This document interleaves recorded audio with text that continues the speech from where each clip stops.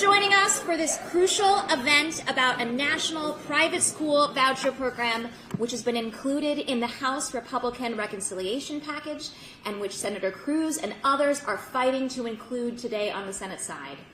I'm Sasha Podolsky, and I'm one of the co-chairs of the National Coalition for Public Education, a coalition of over 60 national education, civil rights, religious, disability, secular, child welfare, and women's organizations that have been around since 1975 when the very first private school voucher bill was introduced in Congress. Our mission is to keep public funds in public schools. I want to thank the co-sponsors of this event, the Alliance to Reclaim Our Schools, the AFT, the National PTA, Red, Wine, and Blue, and Ed Trust, and also express our gratitude for their support. We're all here today to make sure Americans across the country know that tucked away inside the one big, beautiful bill that's currently being negotiated right here in the Senate is the first ever national private school voucher program that would mandate school vouchers in states that don't want or actually have voted against using taxpayer dollars to fund private religious schools or homeschools. It would also supercharge school voucher programs that exist in states around the country. So today, we come together as Americans who love their public schools and all that they've accomplished, who believe in the separation of church and state, who fought to ensure students with disabilities had a place in our public schools, and who know the way to solve the skills gap that exists in this country is through greater investments in our public schools, not fewer. That we must not let this private school voucher program become law.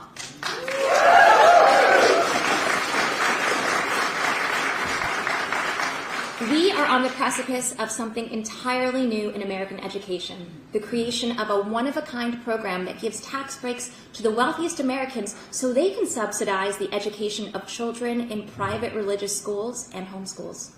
What do I mean by that? The National Private School Voucher proposal before Congress would allow wealthy investors to avoid paying capital gains taxes by donating stocks to organizations that fund private school and homeschooling. In return, the federal government would grant them substantial tax breaks, allowing these individuals to actually profit from their charitable contributions to private school organizations, which then direct the funds to families who already send their kids to private schools. In fact, data released just last month from Oklahoma and North Carolina shows that 80 to 90% of kids who get vouchers in these two state programs were already being homeschooled or in private school. So at the same time that this administration proposes a $6.5 billion cut to fund our rural schools, our after-school programs, our school mental health professionals, and our teachers, Senate Republicans may decide to spend $5 or even $10 billion a year on tuition discounts to pay for private school education. We have to tell our friends, our neighbors, our communities to push back on this national private school voucher scheme because we simply can't afford to fund a second private system of education that picks and chooses who it educates and how it educates, especially when our current education system, which serves 90% of American kids, is losing funding. We know what parents want. They want Congress to ensure their neighborhood school is a place where their kids will be safe and cared for with the life and work skills they need to thrive as independent adults. Funding private education leads to dramatic disinvestments in public schools, and as a result, public school students lose access to critical opportunities and resources they need to succeed when they graduate. And now I'm pleased to introduce, to start off our event today, I believe Senator Sanders, is he here? Not yet. Okay. Well, I'm going to then introduce Representative Lloyd Doggett, who represents communities from Austin in the U.S. House of Representatives and serves as ranking member of the Health Subcommittee on the House Ways and Means Committee. And he has served since 1995 as a strong defender of Social Security, Medicare, health care, immigration reform, and of course, public education. And his love for public schools is very personal because his wife Libby served as Deputy Assistant Secretary for Policy and Early Learning at the department. And during the reconciliation debate in the House Ways and Means, I recall him bringing up the deep problems with the National Private School Voucher Program around, 4 a.m., was it, that you were talking about that? So we are so glad he was able to trek across the hill to join us this morning. Please give a warm welcome to Representative Doggett.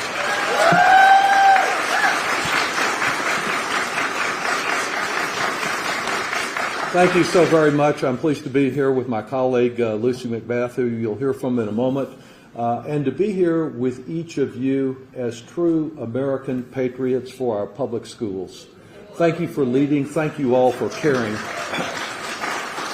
It's great to team up with AFT, which is always leading the National Coalition for Public Education, and I'm pleased to have students engaged in advancing Texas here, led by my former student intern in Austin, Alan Moladina. Our message is quite clear. We will defend our public schools, which bind our communities together. Academics are important, but the binding force of communities coming together, particularly in smaller communities of public education, is so very important, and we will reject those who defund, devalue, and dismantle public schools. Trump and congressional Republicans are intent on undermining the foundation of our republic and removing all checks and balances. That's why today the House is about to vote to rescind money for public television and NPR. It's why he is always attacking the fake news. It is because our public schools not only bind us together, but educate people to question authority, who he really does not want to have in power.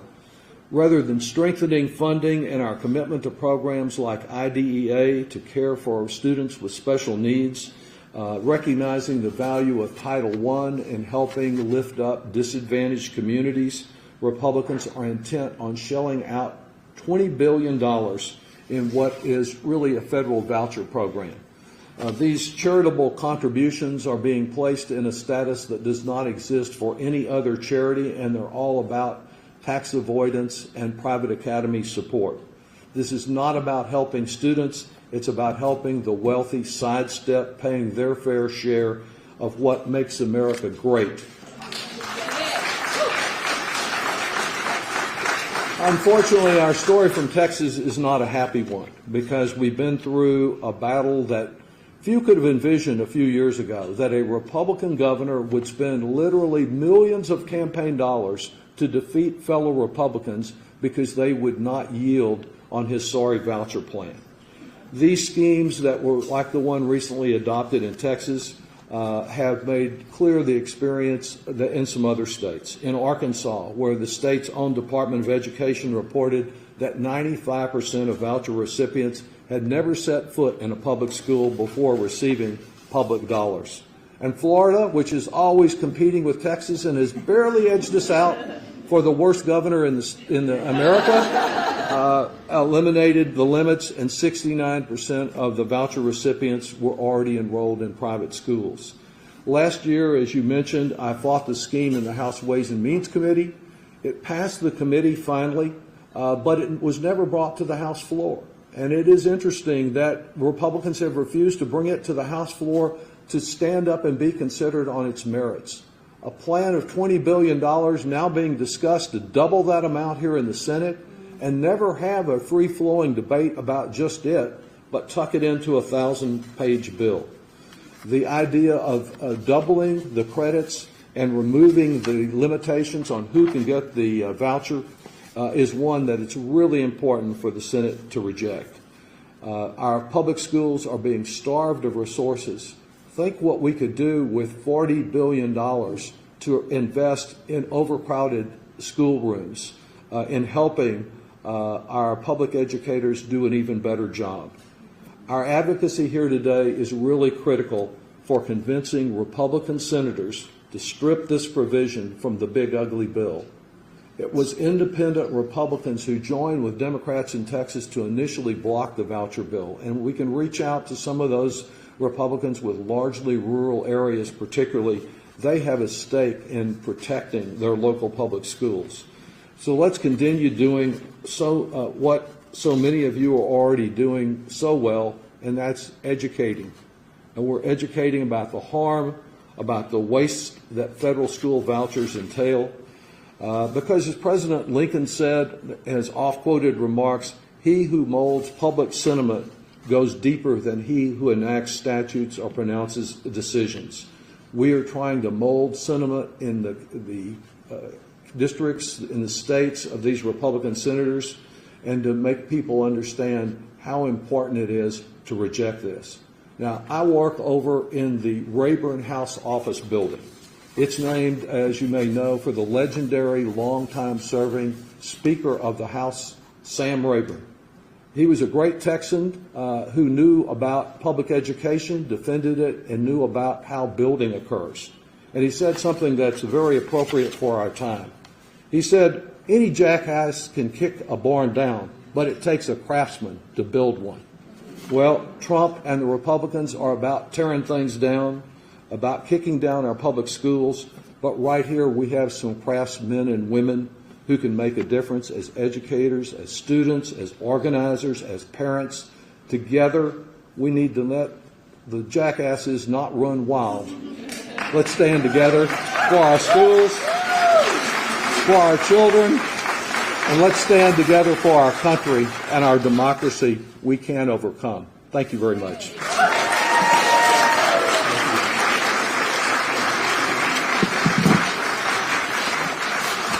Okay, now I am pleased to introduce Senator Bernie Sanders of Vermont. Senator Sanders was elected to the Senate in 2006 and now serves in his fourth term in the U.S. Senate as the ranking member of the Senate Committee on Health, Education, Labor, and Pensions. Please join me in welcoming Senator Sanders.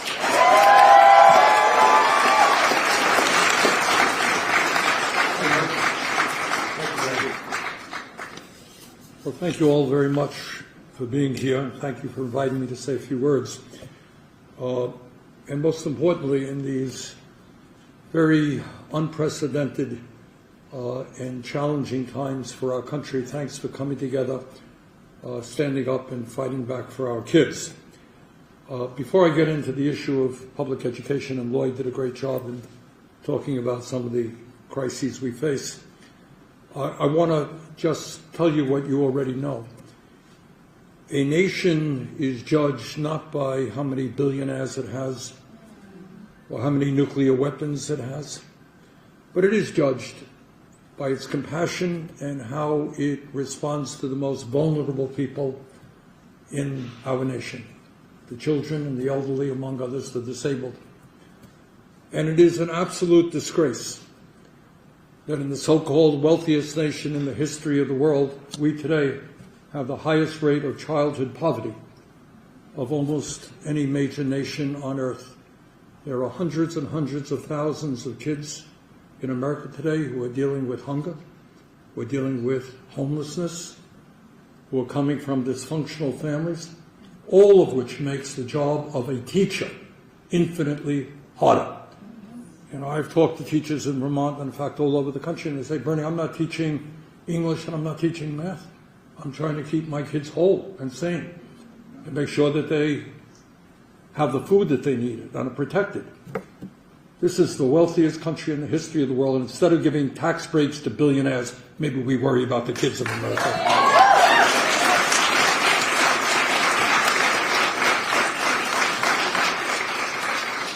In terms of education, what you believe and what I believe and what Lloyd was just talking about is that every child in America is entitled to receive a high-quality public education. This is not a radical idea. And don't let anybody tell you it is. What the ruling class of this country is trying to do is to tell us we are a really poor country. We have large debt. We can't afford to feed children, provide good education, provide health care. Don't believe it for 1 second. You know, there are countries around the world right now who have free, high-quality child care, excellent public education, free college and graduate school. If they can do it, the United States of America can do it. But one thing we should certainly not be doing is creating a two-tier education system in America, private schools for the wealthy and well-connected, and severely underfunded public schools for low-income, disabled, and working-class kids. That is not what this country is supposed to be about. As everybody here knows, I'm a product of public education. Public education has been the backbone of our democracy for a very long time. And it's a beautiful thing in a sense. Brings kids together, rich and poor, black and white, Latino. We learn from each other. That's what public schools do. It's not a segregated system by class. You're rich, you go over here. You're working class, you go over there. We should be strengthening and expanding our nation's public schools, not privatizing them.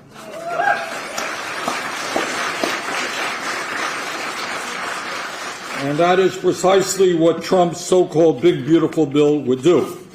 And that is one of the many, many reasons we should work day and night attempting to defeat that bill. What you understand and what I understand is that for decades there has been a coordinated effort on the part of right-wing billionaires to undermine, dismantle, and sabotage our nation's public schools and move to the privatization of public education. And by the way, don't think it's just public education. They want Social Security privatized. They want Medicare privatized. They want the post office. They want the VA. Anything that they can make money out of is what they want to privatize. That's what Elon Musk is talking about. That's the direction that they're going in. The reconciliation bill that the Senate will soon be considering is certainly part of that effort. It has been estimated that if this bill is enacted, Betsy DeVos, you all remember Betsy, would receive a $10 million tax break each and every year through her massive donations to organizations that administer private school vouchers. No, we should not be giving tax breaks to billionaires who are undermining public education in America.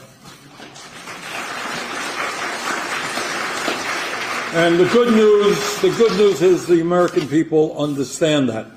Since 1967, voters have rejected 25 ballot initiatives to fund private school vouchers, including 65% of voters in Kentucky, not generally noted as one of the progressive states in America, 57% of the voters in Nebraska, Lloyd was talking about Texas as well, and other states. So the American people do not want to privatize public education. They want to strengthen public education.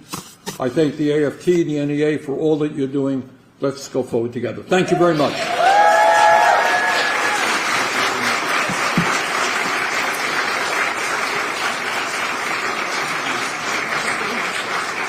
Great.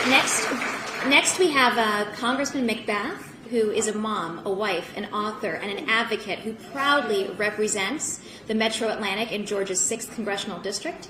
Representative McBath works to strengthen our public education system as a member of the Committee for Education and Workforce, and her priorities include making sure the education system works for all students and ensuring our teachers have the resources that they need to help grow the next generation. Please join me in Representative McBath.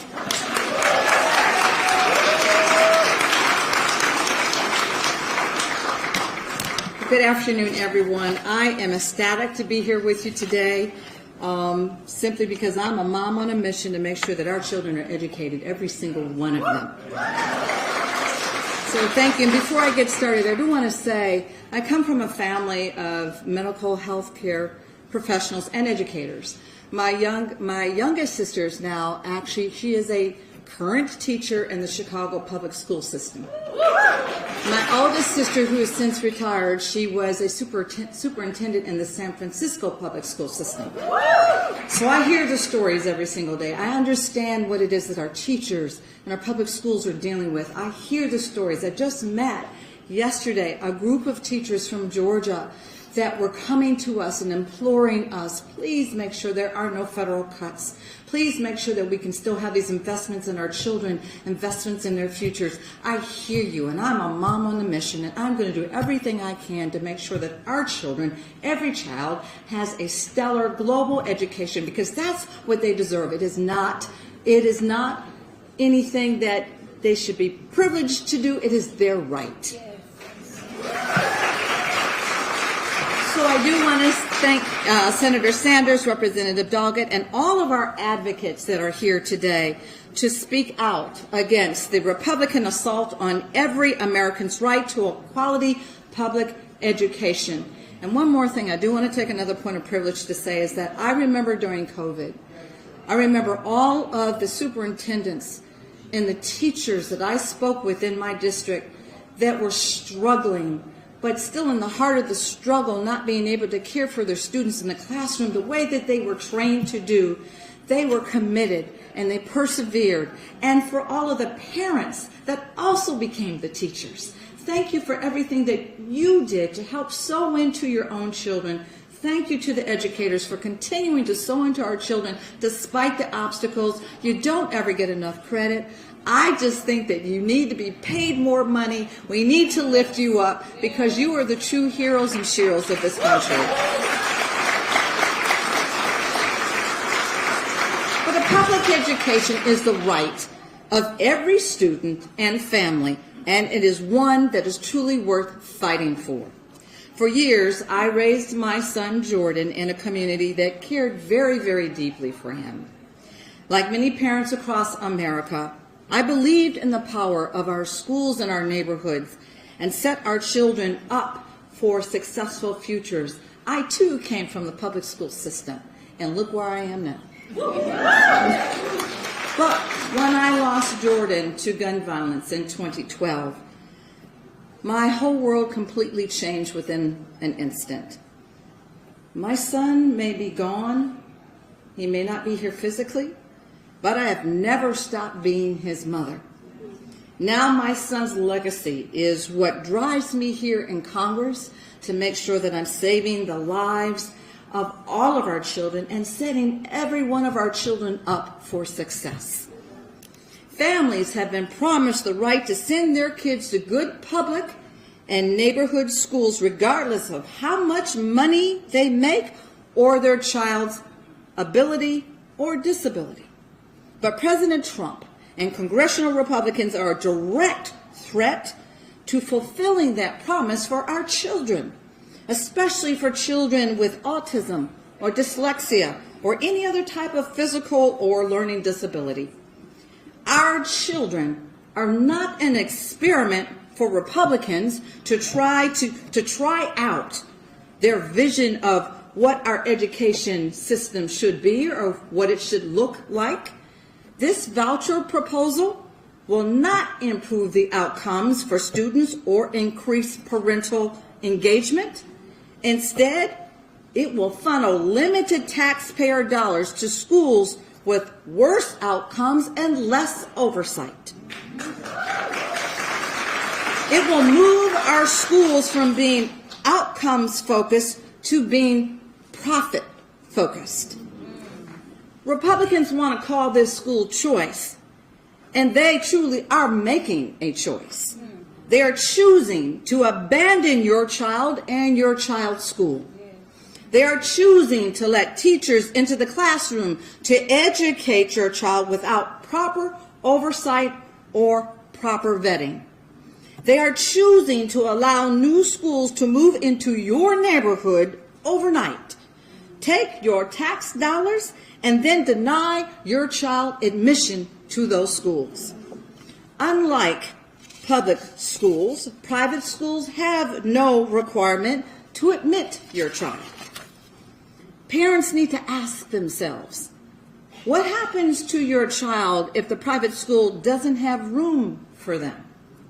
What happens if that school doesn't have doors big enough for your child's wheelchair? The school won't take them, and it doesn't have to. That is exactly what's at stake here. These choices by congressional Republicans and this administration are already having a real impact right now in our communities. In my home state of Georgia, teachers are already being taken out of the classroom and having their pay cut as a direct result of program cancellations. Taking taxpayer dollars away from schools will only make that problem worse. Kids can't meet with their teachers anymore because this secretary is canceling programs that she has no understanding of. Trust me, she was in committee before us this week, or was it last week? And we asked her question after question after question, and she needed her notes before her handed to her by her assistant because she couldn't answer our questions. She has no idea what she's doing. She has no idea how important education, public education, is to our children, because she has not been exposed to public education in any way, shape, or form. She had no answers to the questions that I posed to her specifically about programs that she canceled, and I doubt I'll ever get any answers from her. The federal funds in our public education system aren't going to some black hole in Washington like we commonly hear from the national Republicans. These dollars go to schools, and they go to teachers. They go to school. The money goes to schools in our neighborhoods. And it's our hometown programs that are at risk if our public education system is undercut. I want to remind everyone that none of this is inevitable. None of this is finished until the president signs a bill into law. So we still have time to stop this.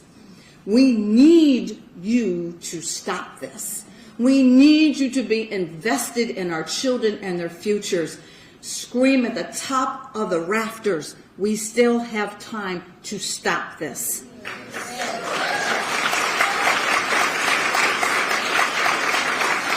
Let me remind you that we're already seeing divisions between the House and the Senate versions.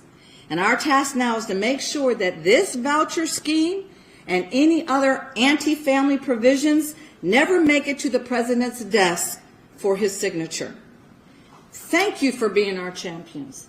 Thank you so much for standing up and fighting for our children. My son may not be here any longer, but I'm a mother for all children, and I will continue to fight with every fiber of my being to make sure that our children, your children, and children of the future have what they deserve, and that is a stellar public education.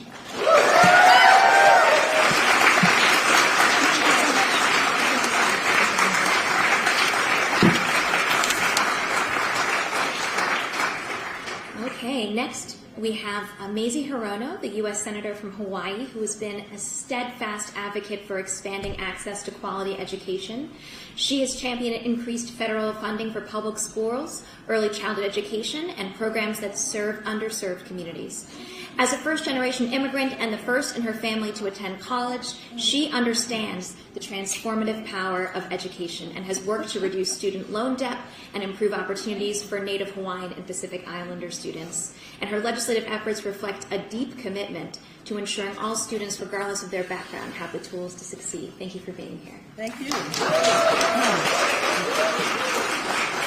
Aloha, everybody. I am really glad to be here with all of you and with my colleagues. And as I was talking with Bernie out there, he said he has a 2.5-hour speech, and he said, if it's okay with me. And I said, no, it's not okay with me. He said, for you, I'll cut it to an hour. So he cut it a lot more because, you know what? You don't need to spend an hour to talk about what is happening to the attacks on public education. And of course, to see Lucy here and the tragedy that she endured. Lloyd, my friend Lloyd Doggett, I served with him and I worked with him on trying to push through early childhood education as being also foundational.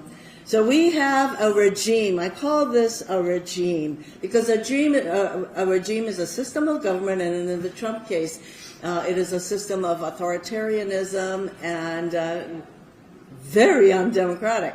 So we have a regime that is very busy dismantling all of government agencies that lend support, provide support for our communities, and the U.S. Department of Education is on their hit list.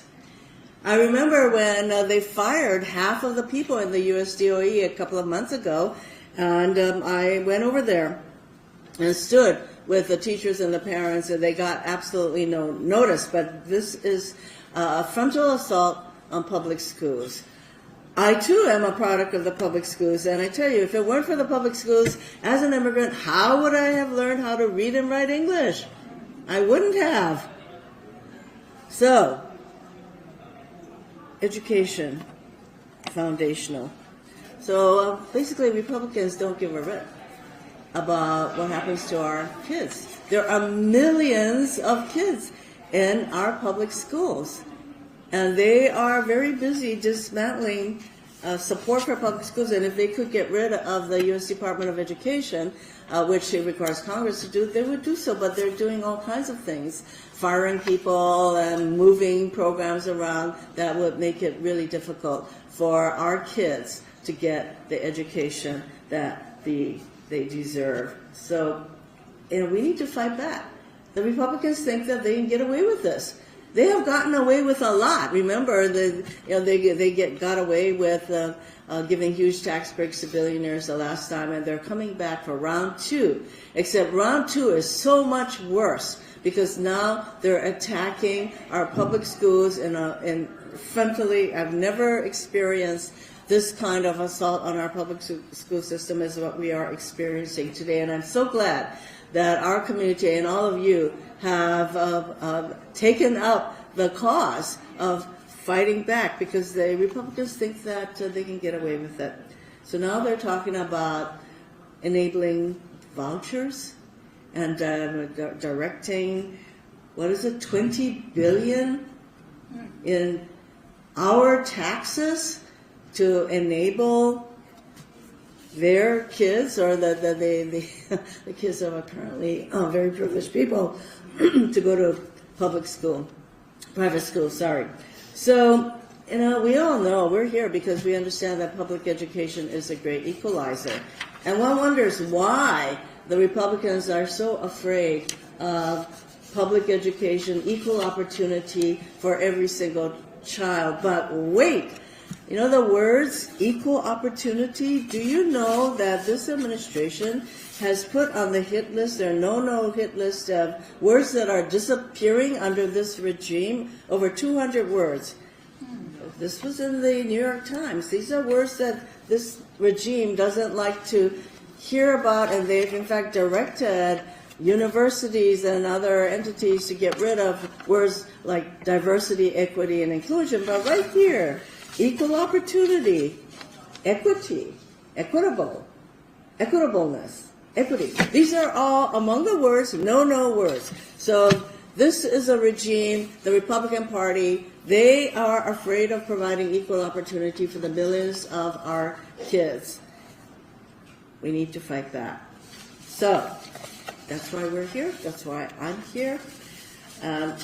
If we don't support public education, if we don't fight back against all this anti-DEI stuff, and the non-teaching of the history, all of our histories, the history of slavery, history of what happened to Japanese Americans in World War II, the history of Filipinos who have come to our country, in fact, the waves of immigrants who have come to our country to make our country the diverse and strong country that it is, then we are not talking about the same place.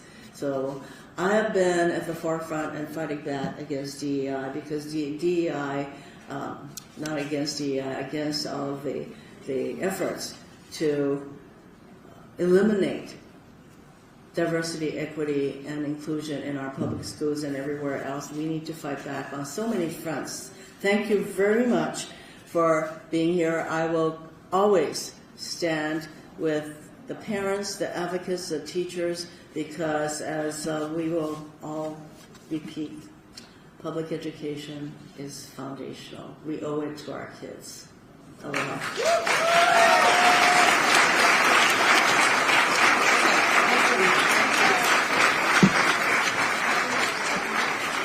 Thank you, Senator. And we've been so gratified to see all of these members of Congress come out today to voice their support for public schools. And I'm really excited to turn things over to some amazing parents and educators now who are going to share their reason for being here in Washington, starting with Damaris Allen. Damaris is a Florida public school grad, the proud mom of 2 Florida public school students, and she serves as executive director of Families for Strong Public Schools. Families for Strong Public Schools began in 2020 and works with parents and communities to help them advocate for the public schools that communities deserve. Please join me in welcoming Damaris.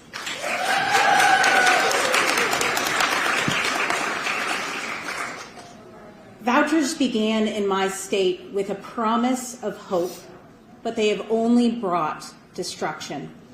In 23-24, we spent $2.1 billion out of our education fund on vouchers. That has increased by about $1 billion every year, and next year we expect to spend over $4 billion from our public school funds on vouchers. What have Floridians received for that massive investment of our taxpayer dollars? Well, we get to go to unaccountable private schools, and we also now have homeschooling programs.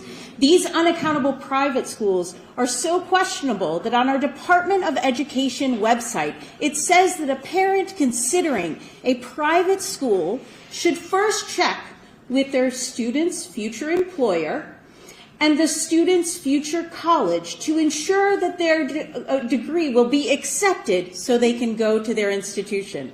I don't know about you, but when my children were 5 years old, I had no idea what they wanted to be other than, maybe a superhero, I think it was at that time.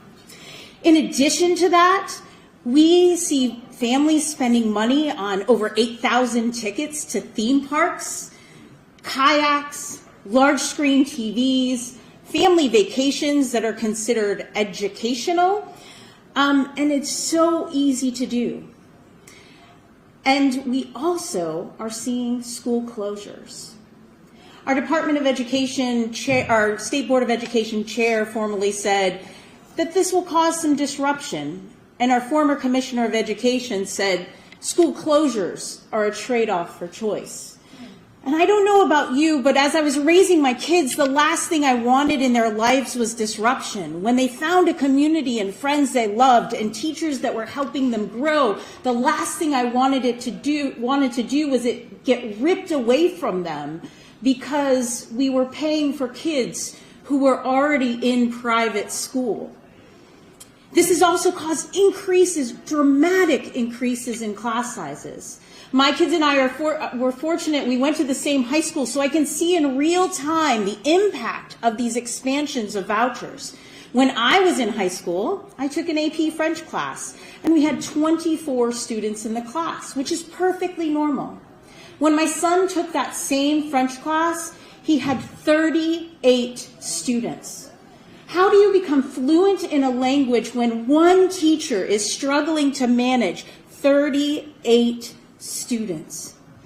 The rapid expansion of vouchers in Florida, despite the lack of demand, is decimating our public schools and robbing public schools of opportunities that they previously had access to before the expansion of vouchers.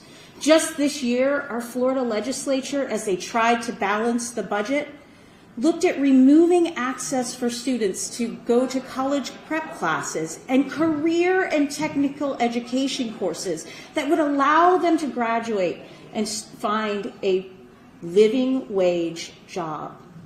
Vouchers harm students, and that is why I am here today, to sound the alarm. This isn't a promise of hope. This is a promise of destroying our public schools, and we can stop it. We need to be champions for all children, not just a privileged few. We need to call our members and demand that they do not support the ECCA or any other federal voucher program. Thank you.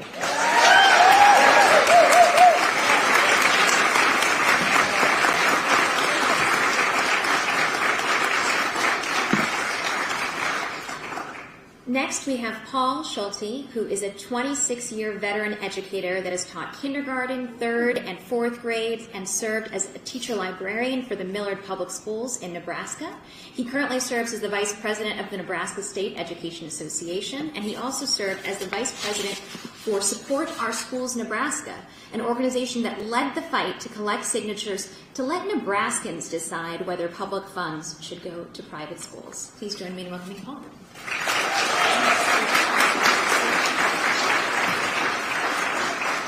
Good afternoon. As a registered Republican, I'm shocked to see how this administration is touting returning control of education to the states and localities, but at the same time pushing legislation that would require my state of Nebraska to adopt a voucher program after we soundly rejected one just 6 months ago. As someone who grew up in Pleasanton, Nebraska, a small farming community with 350 people, where I graduated with a class of 19 students, this national school voucher program does nothing to help families in rural America. In rural areas, just 34% of students live within 5 miles of a private school, while in cities, that number jumps to 92%. That gap isn't just a statistic, it's a real barrier.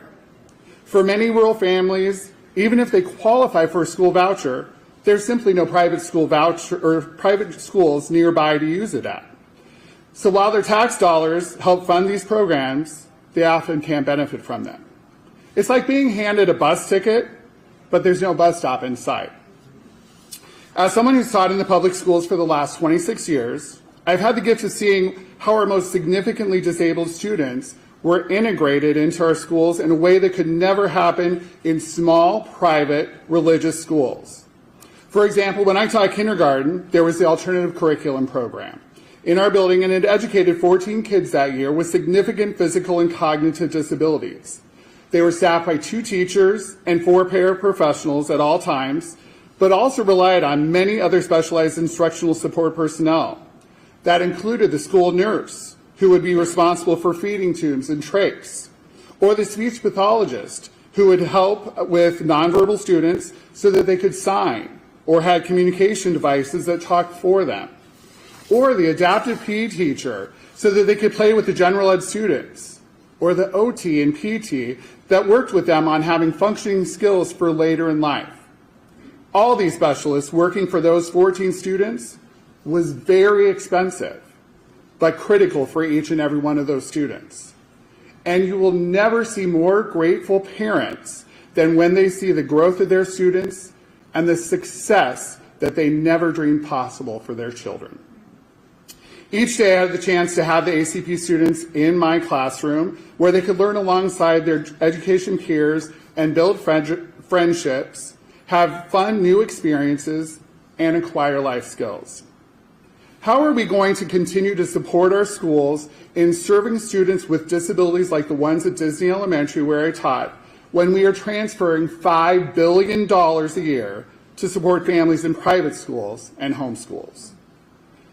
And these examples are just a few of the reasons why I urge educators across Nebraska, across our country, from the rural areas to the metro areas, and parents of our students, especially the parents of students with disabilities, to stand up and do whatever they can to stop ECCA from becoming federal law.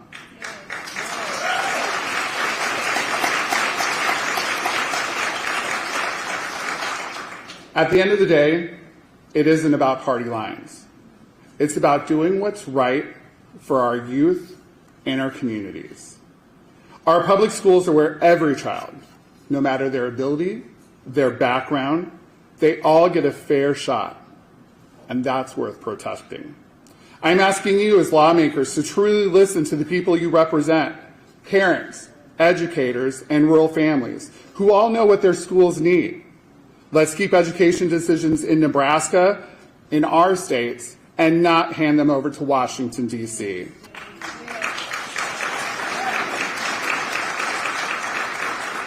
And finally, let's make the decision, and let's make sure that every student in every corner of our states has the support that they need to succeed. Please stand with us and stop this proposed federally mandated voucher before it hurts our schools, our families, and our communities that they count on. Thank you.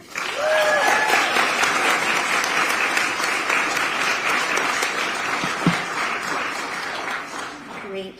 And last but not least, we have Alexis Morgan, who is a mom of 4, a podcaster, a PhD student, and she has over 20 years in education and leadership roles, including school board director, local PTA president, and just completing her term as Idaho PTA president.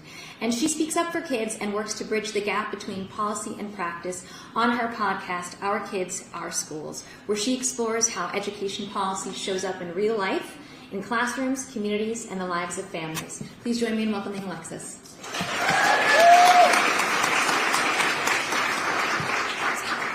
Good morning. Thank you for being here. I'm Alexis Morgan. I'm an Idahoan. I grew up on a family farm, and I am a product of public education. I'm a mom to 4 kids, all who attended public schools, 2 of which are now graduates of public schools. I know the power of public education because I witness it every day as a mom. I have experienced principals welcoming kids and parents to school. I have partnered with teachers to help my kids navigate learning and life experiences. And as a parent, I have been a school board member, a chance to see a unique view of public education and a student's learning experience. I observed firsthand the attention to detail that school boards and superintendents give to creating an accountable, collaborative environment for teachers, parents, and community members. I have felt the sentiment that our schools sit at the heart of our communities.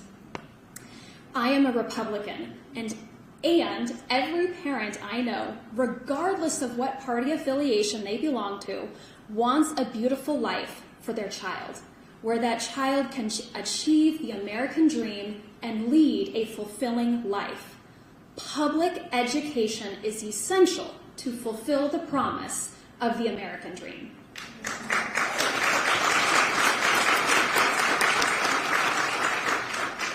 Last summer, as the Idaho PTA president, I traveled around the state to listen to parents.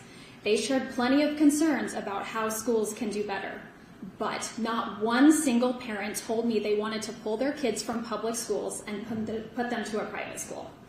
Why? Because parents know what we know, that public schools sit at the heart of our communities. They bring people together, families, educators, neighbors, to support every child. Vouchers do the opposite. They divide communities, defund neighborhood schools, leave public schools to educate the kids. Private schools refuse to educate because of learning needs, behavior history, or even differences in faith. That's not choice.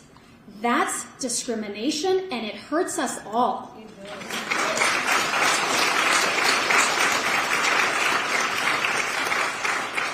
I am here in DC today because I am sick at the thought that our elected congressional members would seek to undermine the funding of schools that serve approximately 90% of kids in the United States. Instead of investing in better school facilities, more support for students in special education, better methods for teaching reading, improved opportunities for college and career readiness, and better after-school programs that allow parents to participate fully in work. But no, that's not what Congress is doing. They are working to hide a school voucher program inside budget reconciliation that incentivizes families to abandon their public schools in order to send their kids to private religious institutions. As an Idaho parent, I can tell you that we know that our system has room for improvement. We see it, we experience it, and we want a seat at the table to address the places for growth and improvement. But we don't want the federal government to incentivize families to leave our public schools and subsidize tuition forgiveness for those who are already paying for private schools. We want them to provide innovation, interventions, and supports for me in Idaho, the 94% of Idaho kids that attend public schools. You may have seen that Idaho was one of a handful of states that passed a school voucher program this past year, despite over a decade of strong opposition from our supermajority Republican lawmakers. How did that happen? The same way they're trying to do it here in DC. Billionaires and private interest groups are running ads, cutting checks, and buying influence to get this done, which is why these previously unpopular ideas are being rebranded and bought for. When Idaho's voucher bill came up for a vote, a record number 37,000 Idahoans called the governor, and an overwhelming amount asked him to veto this bill. That same week, President Trump tweeted his support of the voucher program, and before we knew it, the bill was signed into law. Well, we're not done in Idaho. And we're going to keep doing everything we can to repeal this program and ensure that investment is going to our kids, our students. Parents across the state of Idaho are furious. And believe me when I say parents across the country will be enraged to see their hard-earned tax dollars going to subsidize families in urban areas without any lick of accountability, transparency, or any evidence of student outcomes. Vouchers are not the solution. They have never been the solution. The most effective way to know how to allocate funds to a community is to ask that community about the decision. That is the difference that politicians deciding where our tax dollars go. That is different than our politicians deciding where our tax dollars go for education purposes. We are the people on the ground. We are the ones impacted by the decisions with vouchers. And we are saying we don't want vouchers. Please hear me, and please hear Idahoans. The 86% of Idahoans said no to vouchers. We are the public, and we plead to you that this issue is nonpartisan, but it is un-American. As parents, educators, community members, patrons, and citizens of both states and the United States, we want our lawmakers to hear us. Don't seek to subsidize and privatize education. It is un-American. We want to provide quality education for all our kids. That is an American value. Thank you.